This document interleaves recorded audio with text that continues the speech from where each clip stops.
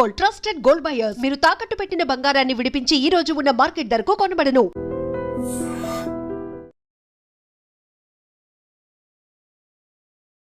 నమస్కారం, welcome to I dream. ధర్మ మార్గం విత్ విజిత కార్యక్రమానికి స్వాగతం.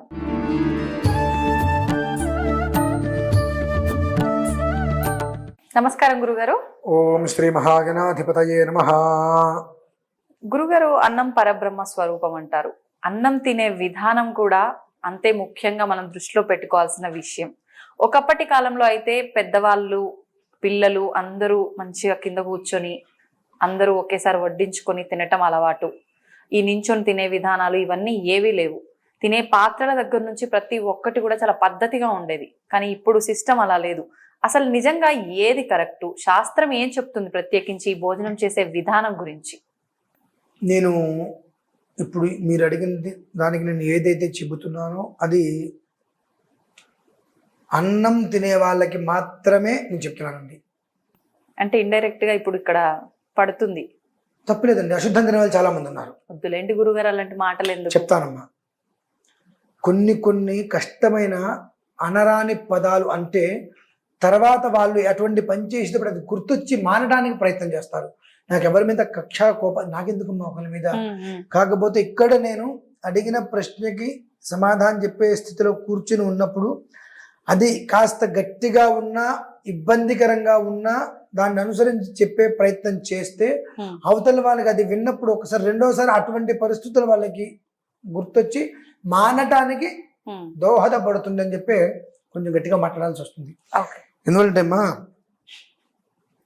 మీరు అన్నం తినే విధానాన్ని అనుసరించి మృష్టాన్న భోజనం అంటే షడ్రసోపేతంగా కడుపు నిండా తినేటువంటి స్థితి ఏర్పడుతుంది. అదే స్థితి నిత్యము పిండాకుడు తినే స్థితి కూడా ఏర్పడుతుంది. మన పెద్దవాళ్ళు కొంతమంది ఏంట్రా పిండాకుడు ఏంట్రా తింటాను నువ్వు అంటుంటారు సార్. టైం కాని టైంలో తిన్నా, ఎలా పడితే ఎలా తిన్నా, అంతకు మించి పూర్వంలో మన ఇళ్లలో విస్తరాకులు వేసిన ప్లేట్లు పెట్టిన పప్పు కూర పచ్చడి అన్నీ వేసి ఆ తర్వాత అన్నం పెట్టేవారు. ఇప్పుడు కంచం పెట్టగానే ప్లేటు అన్నం పెట్టేస్తున్నారు.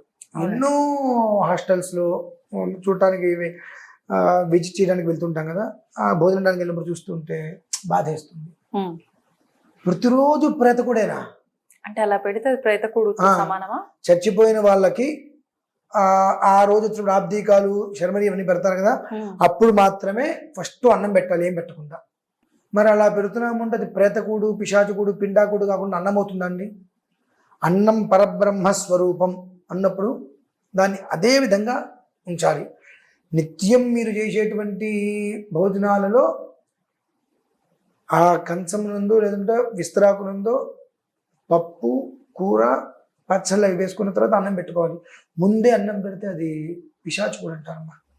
అది తిన్న వాళ్ళకి సరైనటువంటి జీవితం ఉండదు. రెండు, వడ్డించడానికి కూడా ఒక పద్ధతి ఉంటుంది. మన ఇష్టానుసారం వడ్డించకూడదండి. వడ్డించడానికి కూర్చున్నప్పుడు కూర్చున్న వాళ్ళకి కుడి చేతి వైపు, వేసే వాళ్ళకి ఎడం చేతి వైపు కూరలు ఉండాలి. కూర్చున్న వాళ్ళకి కుడి చేతి వైపు, వేసే వాళ్ళకి ఎడం చేతి వైపు కూరలు. పచ్చళ్ళు వచ్చేటప్పటికి ఇటువైపు, కూర్చున్న వాళ్ళకి ఎడం చేతి వైపు పచ్చళ్ళు. దానికి ప్రణాళిక ఉంటుంది. అంటే ఏ పదార్థం ఎక్కడ వడ్డించాలి అనేటువంటిది మన ఇష్టం వచ్చినట్టుగా ఏముంది వడ్డించుకుంటూ వెళ్ళిపోతాం, తప్పండి. రెండు, మొట్టమొదటిది ఈ పెళ్లిళ్ళు అవి చేస్తున్నప్పుడు స్వీట్ పెట్టేస్తారు. అది కూడా పెట్టకూడదు, ఆయుక్షీణం అవుతుంది.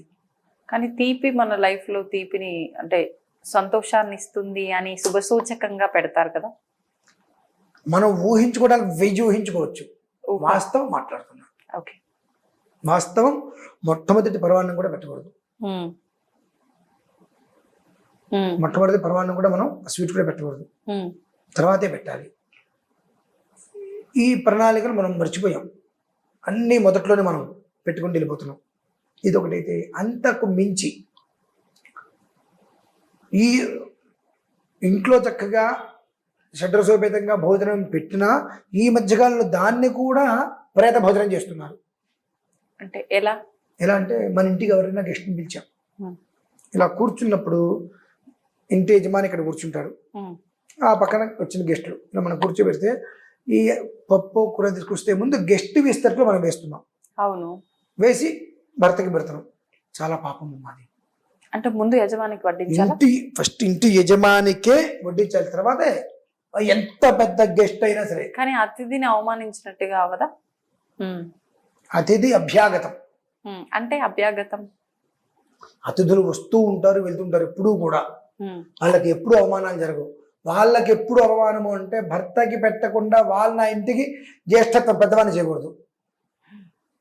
భోజనం వడ్డించినంత మాత్రాన ఇంటికి పెద్ద వాళ్ళని చేసినట్టు అవుతుందా గురుగారు? చాలా అండి. నేను అదేంటో మనకు విషయాలు తెలియవు, వాళ్ళకి పెట్టకపోతే ఫీల్ అవుతారేమో అనుకుంటాం. నువ్వు ఎప్పుడైతే కనుక జ్యేష్ఠాధికారం చేశావో ఆ ఇంటికి నీకు యజమాని ఎవరు? ఆ ఇంటికి యజమాని ఎవరు? ఒక వ్యక్తి ఉన్నారు, ఆ ఇంటిని కాపాడేటువంటి వ్యక్తి, ఆ ఇంటిని బాధ్యతలు తీసుకొచ్చుకుంటాడు, అన్నీ మోసుకుంటాడు. ఎంతమంది ఉన్నా ఆ మనిషి పెట్టిన తర్వాతే పెట్టుకెళ్ళాలి. అంతేకాని ముందు నేను వచ్చిన గెస్ట్కి పెట్టిన తర్వాత నీ భర్తకి పెడతానో ఇంకోటి అంటే చాలా ప్రమాదం అన్నది. జ్యేష్ఠాధికారం అంటే ఆ మనిషి చనిపోయినట్టే లెక్క. ఇంకా ఇవి తెలుసుకోవాలి. కేవలం అన్నం పెట్టే విధానం, అన్నం తినే విధానాన్ని అనుసరించి వారి జీవితం ఏ స్థాయిలో ఉంటుందనేటువంటిది నిర్ణయింపబడుతుంది. రెండు, కొంతమంది అన్నం తినేటప్పుడు మనం ఏం పాడు బుద్ధి పుడుతుందో ఇలా 5 వేలతో కలుపుతారనమాట. అరచేతికి తగలకుండా, అరచేతికి తగలకుండా ఇలా అనమాట. ఏంటో అరచేతికి తగిలితే పాపమనో ఏమిటో తెలియదు మరి. అసలు ఇలా నాకు వాళ్ళని చూడగానే అనిపిస్తుంది, నీ బ్రతుకంతా అలానే ఉంటుంది కదరా బాబు. ఎప్పుడు అన్నీ ఉన్నా సరే కడుపు నిండా ఏ టయానికి నీకు తిండి దక్కదని అనిపిస్తుంది చూడంగానే. ఆ భోజనం చక్కగా 5 వేలతోటి చక్కగా కలుపుకొని తినాలమ్మా.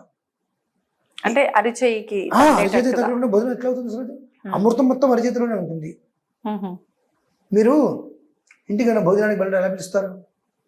అంటే ఇంటికి భోజనానికి రావాలి ఎలా చెప్తారు? కాల్ చేసి చెప్తాము. ఎదురుకుండా ఉంటే భోజనానికి రండి అని చెప్తాం, చేయి చూపిస్తాంగా. అవును. లేదంటే భోజనం చేసావా అని అడుగుతాంగా.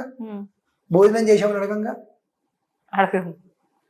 మనం ఏంటంటే 5 వేళ్ళు నోట్లోకి వెళ్ళాలి అంటే 5 వేలు అనుకుంటామమ్మా. హస్తం లేనిది 5 వేలు దేనికి పనికిరాదు. హస్తం లేనిది దేనికి పనికిరావు. హస్తం అనేటువంటిది దీని మీద మొత్తం, ఈ గ్రహగమనం మొత్తం దీని మీదే ఉంటుంది. గ్రహగమనం మొత్తం దీని మీదే ఉంటుంది. పితృదేవతలకు అన్ని ఇక్కడే ఉంటారు. మొత్తం కలిపి మనం భుజించేటువంటిదే భోజనం, భుక్తము, భోక్తము అంటారు. ఈ వేళ మీద తినేటువంటిది కాదమ్మా.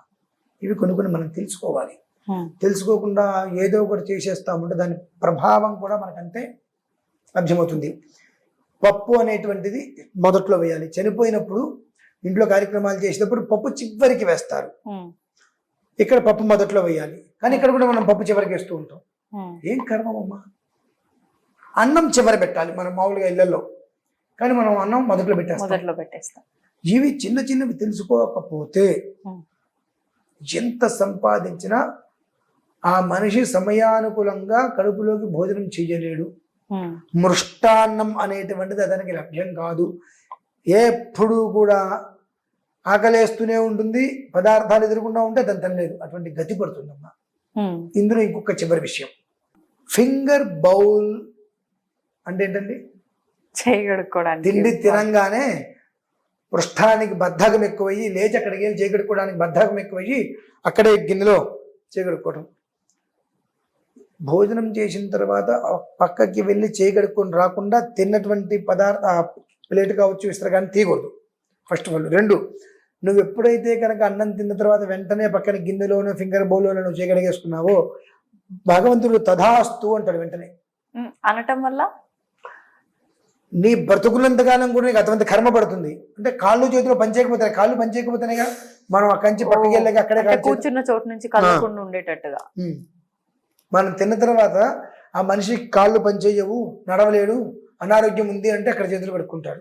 1-2 సార్లు వింటే వాళ్ళ జీవితం కోసం వాళ్ళకి అటువంటి శాపగ్రస్త ప్రభావం వాళ్ళకి రాకుండా ఉండాలంటే కఠినమైన 2-3 మాటలు నేను అని చెబితే వాళ్ళకి 1 సారి 2 సార్లు అయినా విని 3వ సారి ఆ విషయం జ్ఞాపకం వచ్చినప్పుడు అటువంటి కుంటి బ్రతుకు అంటే దాన్ని ఏమంటారమ్మా, అంగవైకల్యం అంటే ఏదో ఒకటి భగవంతుడు ఇచ్చిందని మనం చేతులు నాశనం చేసుకోవడం, అటువంటి బ్రతుకు మనకు వద్దు అని చెప్పి కనీసం ఆ రకంగా వాళ్ళు గమనించుకొని అర్థం చేసుకోగలుగుతారు అని చెప్పి కాస్త ఆవేదన అనిపించినా నాకు ఎందుకు అరుస్తున్నాను అంటే కోపం కదమ్మా, ఉమ్, అర్థం చేసుకొని బయటపడ వాళ్ళని వాళ్ళు నిలబెట్టుకోగలుగుతారు ఒక ఉద్దేశంతో.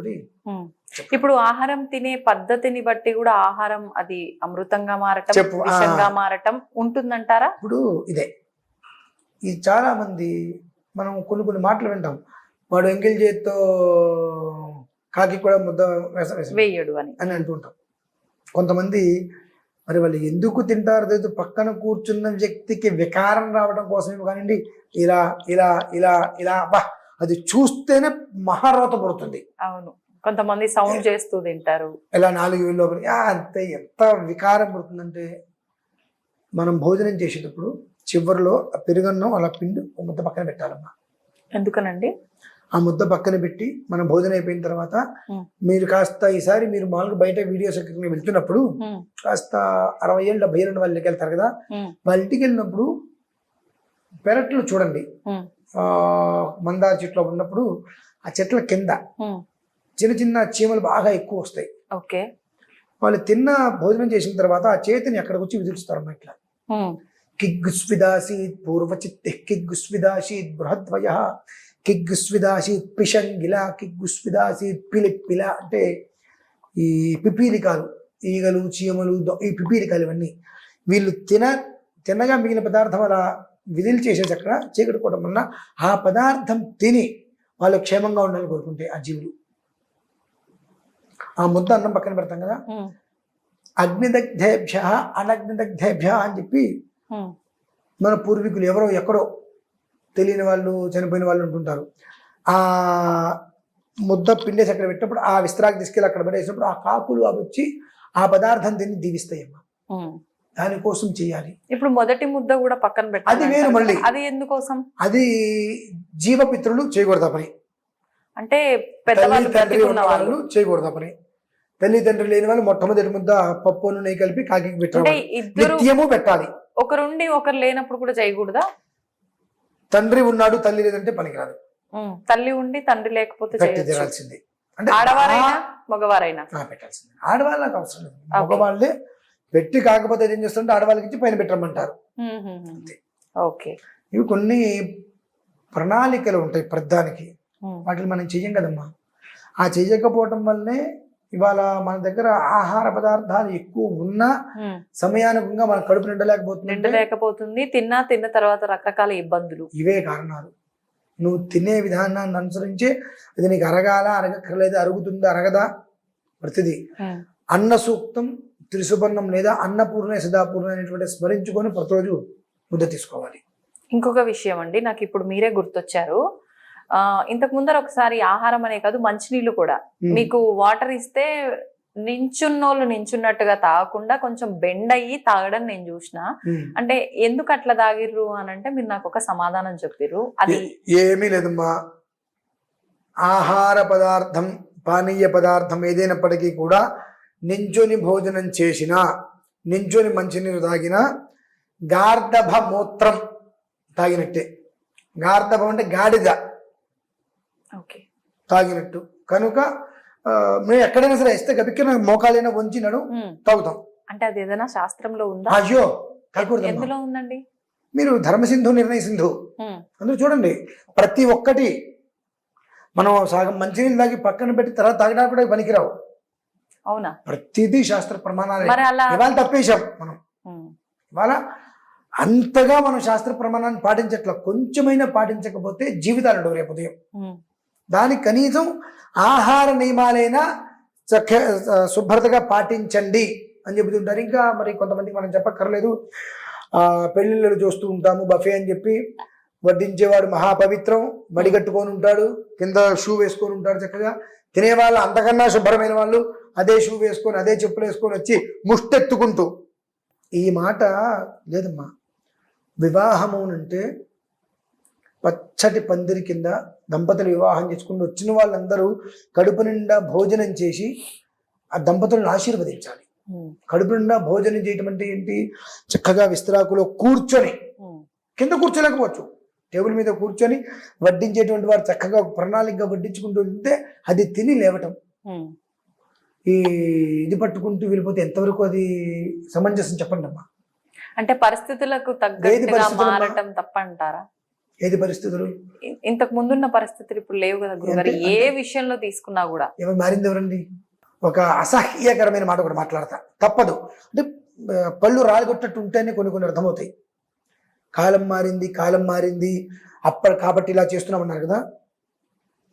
వివాహం అయిన తర్వాత దంపతులు ఇద్దరిని గదిలోకి పంపిస్తారు. ఆరు బయట అందరం మధ్యలో చేయమని చెప్పరుగా. కాలం మారింది కదా అని చెప్పి చేస్తారా? నేను అనకూడదు ఆ మాట. ఇలానే ఉంటాయమ్మా, అంత దరిద్రంగానే ఉంటుంది, అంత దాన్ని అనుసరించిన దరిద్రంగానే ఉంటుంది. ఏది గుప్తంగా జరగాలో అది గుప్తంగానే ఉండాలి, ఏది బహిర్గతంగా ఉండాలో అది బహిర్గతంగా ఉండాలి. అది ఇటు మారినా ప్రమాదమేగా. కాబట్టి అది గమనించుకోవాలి. మన అవసరానికి తగ్గట్టుగా మనం మార్చుకుంటున్నాం. కాలం మారలేదండి. మీ నాయనమ్మ గారు చిన్నప్పుడు కావచ్చు, మీ పిల్లలు చిన్నప్పుడు కావచ్చు, రేపు నా మనవళ్ళు వచ్చి వారికి మనవడు వచ్చినా సూర్యుడు తూర్పు ఉదయిస్తాడుగా. మరి వాళ్ళు ఎక్కడా మారట్లేదు కదండి. కానీ మనం మన అవసరాలకు తగ్గట్టుగా మన గొప్పతనం కోసం మనం కాదంటారా? అంటే ఇంకొక చిన్న డౌట్, మళ్ళీ మీ కోపం నాకు ఎప్పుడు కోపం కదమ్మా. కోపం ఎప్పుడు, కాకపోతే అవతల వ్యక్తికి గరిటె కాల్చి వాత పెట్టినట్టు చెబితే తప్పితే అర్థం కాదు అనుకుంటే అలా చెప్తా, లేదనుకోండి నార్మల్గా చెప్పేస్తా. అంటే కొంతమంది చెప్తూ ఉంటారు కదా, ఇప్పుడు ఇవన్నీ కూడా మనం చేస్తున్నాయి అధర్మమైన పనులు, పాపం పనులు, ఒక రకంగా ఇవి చేసేవన్నీ కూడా, ఇదంతా కూడా కలియుగం కాబట్టి కలి ప్రభావం వల్లే ఇలాంటివి జరుగుతాయి, మన చేతుల్లో ఏం లేదు అని చెప్తారు కదా. అదంతా చాలా మంచి మాట అమ్మా. ఇది కలి ప్రభావం కదా. మంటల్లో కూర్చుంటాడా? ఐస్ గడ్డ మీద కూర్చుంటాడా? కలి ప్రభావంలో అవి కూడా ఒకటే కదా. అంటే మనకు నచ్చినవి మాత్రమే కలి ప్రభావమా? ఇక్కడ మనకు నచ్చినవి మాత్రమే మనం చేస్తున్నాం, దాన్ని ప్రశ్నిస్తే కలి ప్రభావం అంటున్నాం. మనకు నచ్చనివి కూడా చేసి కలి ప్రభావం అంటారా? కాబట్టి ఇక్కడ ఏంటంటే కేవలం మన అవసరానికి తగ్గట్టుగా మనం మార్చుకుంటూ, ఎవరైనా అడిగితే దానికి ఒక సమాధానం వాళ్ళకి చెప్పి నిజమే కదా అని అనిపిస్తున్నాం మనం. నాలాంటి వాడైతే ఆ చేయి తీసుకెళ్ళి వేణీళ్ళలో పెట్టి కాలుతుండగా కలి కలి కలి కలి ప్రభావం అంట ఊరుకుంటాడా? చెయ్యి. నువ్వు చేయటం వలన ఎదుటి మనిషికి హాని రాకుండా నువ్వు చేసుకో. నువ్వు ఒక్కడివి చేయటం వలన అది చూసి బాగుందని కొన్ని నలుగురు మొదలు పెడుతున్నారు. తాను చెడ్డకోతే వనమంతా చేర్చింది అన్నారుగా. అంటే ఒకరి నాశనానికి ఒకటి కారణం అవుతున్నాడుగా. అది నువ్వెందుకు అవుతావు అంట నేను. ఇంకోటి ఎవడైతే అవుతాడు, నువ్వెందుకు అవ్వాలి? ఎవడికి వాడాలా, నేను ఎందుకు అవ్వాలనుకుంటే ఇలా ఉంటుందండి పరిస్థితి. నేను చెప్పేటువంటి దాంట్లో కాస్త కాఠిన్యమైన పదాలు, అనరాని మాటలు ఎందుకు మధ్య మధ్యలో మాట్లాడతానంటే నాకేదో కోపం, ద్వేషం అనుకుంటారు. 8 రకాల శాస్త్రాలు చదివి సో నేను ఇంట్లో కూర్చుంటున్న దగ్గరకు వచ్చి ఎవరికి చెప్పకపోయినా నష్టం లేదు. ఇక్కడికి వచ్చి మీరు అడిగినప్పుడైనా కనీసం ఇది నువ్వు అనుభవిస్తే బాగుపడతావు లేదా నాశనం అవుతావు, నీ ఇష్టం, నీ కర్మను నువ్వు బాగు చేసుకుంటావు లేదా అనేటువంటి విషయాన్ని చెప్పలేనప్పుడు నేను ఇక్కడ కూర్చోవడం దేనికి? మీరు ఇలా చెయ్యండి అని నేను చెప్తున్నా కదా. చెప్పడం చేతగానప్పుడు నేను ఇక్కడ కూర్చొని చెప్పకూడదు. ఇక్కడ నేను కూర్చొని చెప్పాలి అంటే కష్టమైన, నీకు వినటానికి ఇబ్బందిగా అనిపించిన ఇదే వాస్తవాన్ని చెప్పాల్సి అని చెప్పగలిగితే ఆయన నన్ను కనీసం కరుణించకపోయినా ఆగ్రహించుకుంటా ఉంటాడు. లేదనుకోండి ఆయన కొట్టేది ఎక్కడో పడతాం వెళ్ళి. అవి నేను పాటిస్తానమ్మా. అందుకనే ఆయనకి కాస్త ముక్కు మీద కోపం, ముక్కు మీద మంచిది శుభం కాస్త ఏం కాదండి, బాగానే ఆఫ్ కెమెరాలో చూస్తే అర్థమవుతుంది ఇలా ఉంటాను అంతే. ధన్యవాదాలండి. తవ్వుతూనే శివలింగం సరే దాన్ని అట్లా కప్పేసేయండి, చూపించదండి. మూర్తి పూజ కాదు, సాక్షాత్ బ్రజేంద్ర నందన భగవాన్ ఉన్నారు మూర్తిలో. ఏమీ ఆశించకుండా ఆరాధించే వాళ్ళు కూడా ఉన్నారా ప్రభుజీ? నిజమైన భక్తి అంటే మనకు తెలియదు కాబట్టి